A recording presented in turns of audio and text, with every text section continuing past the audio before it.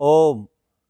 हम सबके आदरास्पद परमादरणीय गुरुकुल विश्व भारती रोहतक के संस्थापक पूज्य आचार्य जी, सम्मानित शिक्षक वृंद, प्यारे विद्यार्थियों, ये शरीर दैवी नौका है। परमपिता परमात्मा ने इस भवसागर से तरने के लिए, इस भवसागर को पार करने के लिए ये नौका हमें प्रदान की है। पूज्य गुरुजी ने कल बड़े विस्तार से, सुंदर तरीके से हम सबको समझाया कि इस शरीर का कितना महत्व है। दुनिया के अंदर दो प्रकार की योनियां हैं, एक भोग योनि है, एक कर्म योनि है। हमें कर्म करने की स्वतंत्रता है। हम अच्छे कर्म कर सकते हैं और गलत कर्म भी कर सकते हैं, लेकिन जब विवेक हो जाता है, शुद्ध ज्ञान हमें हो जाता है, शुद्ध ज्ञान प्राप्त होने के पश्चात भी यदि हम शुद्ध कर्म नहीं करते हैं तो उस प्राप्त किए हुए ज्ञान का भी कोई लाभ नहीं है। तो ये दैवी नौका, जिससे हम इस संसार रूपी सागर से तरने का प्रयास करते हैं, भौतिक और आध्यात्मिक अभ्युदय और निश्रेयस दोनों सिद्धियों को प्राप्त करना है। हम प्रतिदिन संध्या के अंदर प्रार्थना करते हैं, शन्नो देवी रभिष्टय आपो भवन्तु पीतये संयोरभिस्रवन्तु नः, कि हे परमपिता परमात्मा, आप हमारे ऊपर चारों ओर से आनंद की वर्षा करो। जो सांसारिक इच्छाएं हैं वो भी हम अपनी पूरी करें, जितनी आवश्यक है उतनी। इस जीवन को चलाने के लिए जो आवश्यक संसाधन है उनका सदुपयोग करते हुए जीवन को चलाएं, और उसके साथ में परमपिता परमात्मा के सच्चिदानंद स्वरूप को हम प्राप्त करने का निरंतर प्रयास करें। मैं पूज्य गुरुजी से निवेदन करूंगा कि अपनी वाणी से और अपने उस स्वाध्याय किए हुए शास्त्रोक्त वचनों से हमारा मार्गदर्शन करें। पूज्य आचार्य जी। विद्यार्थियों की सर्वविध उन्नति के लिए समर्पित श्री आदरणीय आचार्य नंद किशोर जी, अनुभवी एवं कर्तव्य पालक अध्यापक गण तथा प्यारे ब्रह्मचारियों, प्रत्येक व्यक्ति विशेष करके युवा अवस्था में, जब किशोरावस्था से युवावस्था आनी शुरू होती है, उस समय उसकी इच्छा होती है मेरे बहुत सारे मित्र हों, और मित्र वास्तव में होने भी चाहिए, क्योंकि मित्र के सामने व्यक्ति या जवान या विद्यार्थी अपनी बातें खुल करके प्रकट कर सकता है, अपनी भावनाओं को व्यक्त कर सकता है स्पष्ट रूप से। कुछ बातें गुरु के सामने भी विद्यार्थी खुल करके नहीं कह सकता है, माता पिता के सामने भी नहीं कह सकता है, और व्यक्ति पत्नी के सामने भी अपनी पूरी बातें नहीं कह पाता है। लेकिन मित्र एक ऐसा है कि मित्र के सामने वो अपनी सारी बातें स्पष्ट करके खुल करके बतला सकता है, और मित्र भी उसको जैसा उसका सामर्थ्य है, बुद्धि है, उसके अनुसार वो राय देता है।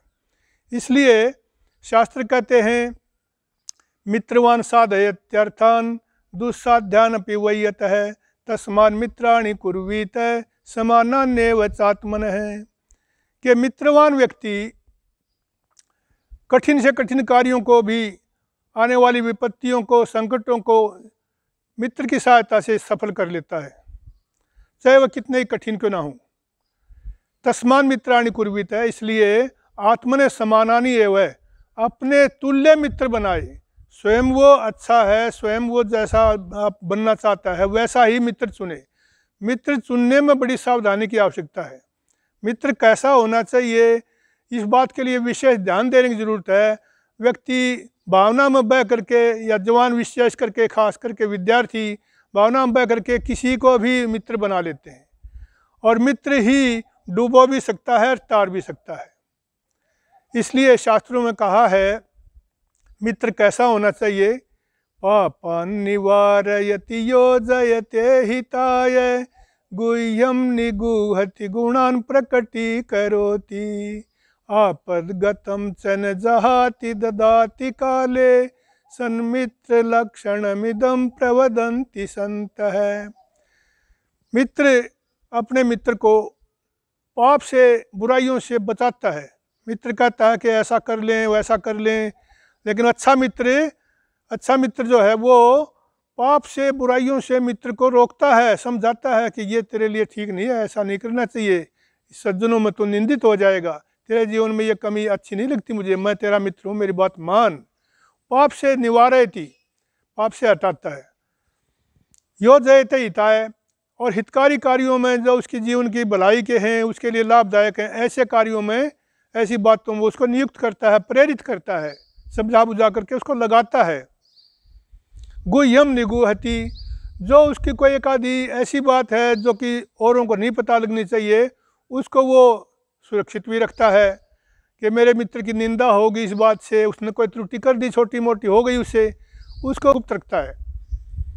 गुणान प्रकटी करोती, लेकिन उसके गुणों को प्रकट करता है, उसके गुणों को की चर्चा करता है, मेरे मित्र में ये गुण है, मेरा मित्र इतना बढ़िया है, मेरे मित्र में ये अच्छाई है, तो उसके गुणों को प्रकट करता है। आपदगतम च न जाहती, और आपत्ति में यदि मित्र आ गया तो उसको छोड़ के किनारा नहीं करता। ददाती काले, और समय पर उसका सहयोग करता है, उसको आवश्यकता किस चीज़ की है वो देख लेता है, इसको पैसा चाहिए, इसको संसाधन चाहिए, इसको और शारीरिक सहायता की ज़रूरत है, क्या चाहिए इसके, तो इस तरह की सहायता भी करता है। तो सज्जनों ने श्रेष्ठ मित्र के लक्षण बताए। और एक कहावत और भी सुनती है, धीरज धर्म मित्र और नारी, आपद पड़त परखिए चारी। व्यक्ति पर आपत्ति आ गई, उस समय उसका धैर्य अडिग है तो समझो उसकी धैर्य की परीक्षा होती है उस समय कि धैर्यवान है या नहीं। उस समय धैर्य को छोड़ करके अधीर होकर के वो अपनी विपत्ति को पार नहीं कर पाएगा, वो उसमें उलझा ही रहेगा। तो उस समय उसके धैर्य का पता लगता है। और धर्म का भी पता लगता है, विपत्ति आ गई, कष्ट आ गए, संकट आ गए, तो अपने धर्म से, अपने सत्य रास्ते से, अपने अच्छे रास्ते से उस विपत्ति को पार करने के लिए वो धर्मपूर्वक पार करता है या अधर्म को अपनाता है। और मित्र का भी उसी समय पता लगता है कि जब व्यक्ति पर संकट आ गया तो उस समय मित्र उस समय साथ देता है या नहीं, साथ रहता है या नहीं। वैसे तो मित्र, जब विद्यार्थियों को तो हम देखते हैं प्राय खाने के लिए बहुत कुछ है उनके पास, तो मित्र बने रहेंगे, और उसने खाने के सामान को देने से मना कर दिया, कोई पुस्तक कापी देने से मना कर दी, या और कोई सहयोग नहीं किया, तो तुरंत नाराज़ हो जाते हैं। और वैसे भी संकट आ गया, कोई कष्ट आ गया, तो उस समय किनारा कर लेते हैं। आर्थिक सहयोग की ज़रूरत पड़ी तो आर्थिक सहयोग से डर जाते हैं, किनारा करते हैं। तो पता लगता है कि विपत्ति में सहयोग करते या नहीं। और नारी, किसी पुरुष पर संकट आ गया, संकट आया है, तो उस समय नारी उसके साथ कंधे से कंधा मिलाकर उस संकट को पार करने के में सहयोग करती है या नहीं। या उस समय भी अपनी, मेरे लिए साड़ी ला दे, मेरे लिए गहने बनवा दे, मुझे ये सुख चाहिए, मेरी जीवा लपलपाती है, मुझे ये खाने के लिए दे, वो दे, तो यदि फिर भी वो ऐसा करती है तो पता लगता है कि नारी जो है ना अपने पति का सहयोग नहीं कर रही। मित्र के गुणों की प्रशंसा भी करनी चाहिए। मित्र के बारे में कोई मित्र खुश होकर गदगद होकर के कहता है, पर्जन्यस्य यथा धारा यथा च दिवि तारका सिक्तारेण वो यद्वद संख्या परिवर्जिता गुणा संख्या परित्यक्ता तद्वद मित्र महात्मन है। पर्जन्य की कितनी धाराएं होती हैं, बादल की कितनी धाराएं गिरती हैं, असंख्य होती हैं, कौन गिन सकता है। यथा च दिवि तारका, और जैसे द्युलोक में चमकने वाले तारे असंख्य होते हैं, कोई गिन ही नहीं सकता। सिक्ता रेण वो यद्वत संख्या परिवर्जिता, और रेत का कण कौन गिन सकता है। गुणा संख्या परित्यक्ता तद्वद मित्र महात्मने, उसी प्रकार से जो अच्छा मित्र होता है, धर्मात्मा मित्र होता है, उसके गुण जो है असंख्य होते हैं, वो गिने नहीं जा सकते। तो इसलिए यहाँ मुख्य करके 2-3 बात ही ध्यान देने की है। मित्र बनाते समय बहुत ही शीघ्रता नहीं करनी चाहिए, बहुत सोच सोच के पग उठाना चाहिए कि वास्तव में ये मित्र मेरे काम आएगा, मुझे सन्मार्ग पर ले चलेगा या मुझे डुबाने वाला है। इसकी आदतें कैसी हैं, उसकी आदतों का गहनता से अध्ययन करना चाहिए, उसकी प्रवृत्तियों को गहराई से समझना चाहिए, तभी मित्र बनाना चाहिए। मैं लंबा न करता हुआ एक दृष्टांत देता हूँ। महाभारत के युद्ध की तैयारियां हो रही थी, दोनों ओर से सेनाएं एकत्रित की जा रही थी।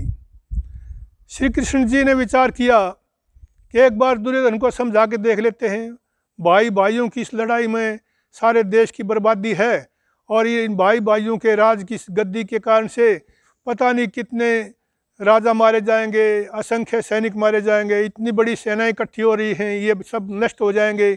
उनको विचार हुआ कि एक बार दुर्योधन को समझा के देख लेता हूँ। दुर्योधन को समझाने के लिए गए, लेकिन दुर्योधन ने मानना कहाँ था। दुर्योधन ने तो स्पष्ट कह दिया, सूच्यग्रम नैव दास्यामि बिना युद्धेन केशव। हे केशव, युद्ध के बिना तो मैं सुई की नोक के बराबर भी भूमि पांडवों को नहीं दे सकता। आप 5 गामों की क्या बात करते हो। तो निश्चित हो गया कि युद्ध तो होना है।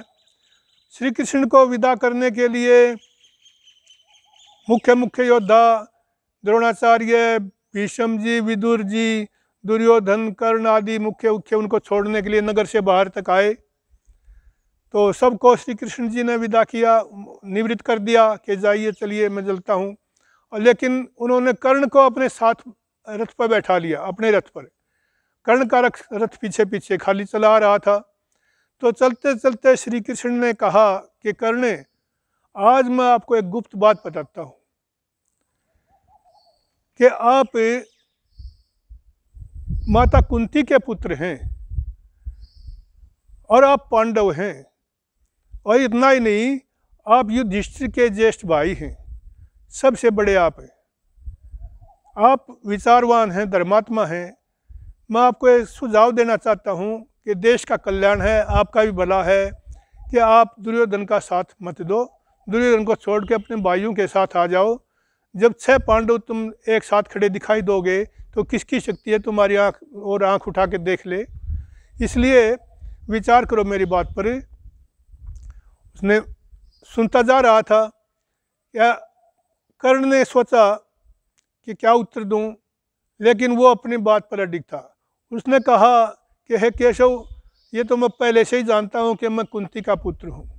माता कुंती मेरी माता है और मैं पांडवों का बड़ा भाई भी हूँ। लेकिन एक समय था जब मेरा उपहास हो रहा था, मेरी बदनामी हो रही थी।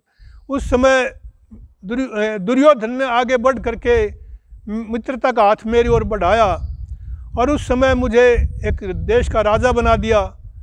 तो मैं उसके एहसान को भूल नहीं सकता, मैं उसके साथ विश्वासघात नहीं कर सकता। वो मेरा मित्र है, मैं उसकी मित्रता को निभाऊंगा। श्री कृष्ण ने कहा कि कर्ण, तू पांडवों का बड़ा भाई है, यदि तू मेरी बात को मान लेता है तो कल ही तेरा राज्याभिषेक कर देंगे। युधिष्ठिर तुझे अपना बड़ा भाई मानेगा और अपना राजा स्वीकार करेगा, सारे पांडव तेरी आज्ञा मानेंगे, तू एक छत्र चक्रवर्ती राजा हो जाएगा। विचार कर ले मेरे प्रस्ताव पर। दुर्योधन कहता है कि नहीं, मैं मित्र के साथ विश्वासघात नहीं कर सकता। मैं, ठीक है, युद्ध में जो कुछ आप चाहोगे वही होगा और मुझे लगता है कि पांडव जीतेंगे, लेकिन और हो सकता है कि मैं भी मारा जाऊंगा, लेकिन मैं मित्र का साथ नहीं छोड़ सकता, मैं दुर्योधन को अकेला नहीं छोड़ सकता। मेरे विश्वास पर ही उसने ये युद्ध का आयोजन किया है, ऐसे समय में उसको धोखा कैसे दे दूं। श्री कृष्ण ने कहा, अच्छा, मेरे इतने भव्य प्रस्ताव को यदि कर्ण तुम नहीं मानते हो तो चलो कोई बात नहीं, युद्ध तो होगा ही, और युद्ध ही निर्णय करेगा इस बात का कि कौन राजा बनेगा, कौन जीतेगा, कौन हारेगा। उस समय कर्ण ने एक बात कही कि हे श्री कृष्ण, वासुदेव, मेरी एक प्रार्थना आपसे है, आप इस बात को अपने तक ही गुप्त रखो। ये बात अभी तक गुप्त ही है और गुप्त ही रहनी चाहिए। आप युधिष्ठिर आदियों को ये मत बताना कि कर्ण जो है वो कुंती का पुत्र है। पांडवों को यदि पता लग गया कि कर्ण हमारा बड़ा भाई है तो युधिष्ठिर इतना धर्मात्मा व्यक्ति है, वो राज्य को मुझे सौंप देगा, और मैं आपको स्पष्ट कहता हूँ, मैं उस राज्य को दुर्योधन को सौंप दूंगा, क्योंकि दुर्योधन मेरा मित्र है। तो इसलिए मित्र किस तरह से विपत्ति में काम आता है, किस तरह से मित्र बनाना चाहिए। हम ये नहीं कहते कि दुर्योधन बहुत अच्छा व्यक्ति था या कर्ण ने बहुत अच्छा किया, लेकिन यहाँ ये बात बताने की है कि विपत्ति में कर्ण ने कितना साथ दिया। ये एक उदाहरण हमारे सामने है। ओम। पूज्य आचार्य जी का आभार एवं धन्यवाद। विद्यार्थी जीवन में मित्रों की पहचान किस प्रकार से करें, बहुत सुंदर उदाहरण हमारे समक्ष प्रस्तुत किया कि जो पाप से बचाए, हितकारी बातों में लगाए, गुप्त बातों को छिपा करके रखे और गुणों को प्रकट करे, विपत्ति में साथ दे, कभी भी असहाय न छोड़े, ऐसे मित्र को ही मित्र कहते हैं। वेद में मंत्र आता है शन्नो मित्रः शं वरुणः शन्नो भवत्वर्यमा। तो परमपिता परमात्मा हमारा कल्याणकारी मित्र है, लेकिन सांसारिक मित्रों की भी आवश्यकता होती है। तो मित्र का चयन करते समय हमें सदैव सावधानी रखनी है। अच्छे मित्रों का चयन करेंगे तो हमारा जीवन सुखपूर्वक बीतेगा, और यदि हमने गलत मित्रों का चयन कर लिया तो हमारे जीवन को नष्ट करने से कोई नहीं बचा सकेगा। तो जीवन को सुखमय करने के लिए, उन्नत करने के लिए सदैव अच्छे मित्रों का चयन करें, तभी हमारा कल्याण होगा। पूज्य आचार्य जी का बहुत बहुत धन्यवाद, आभार। ओम।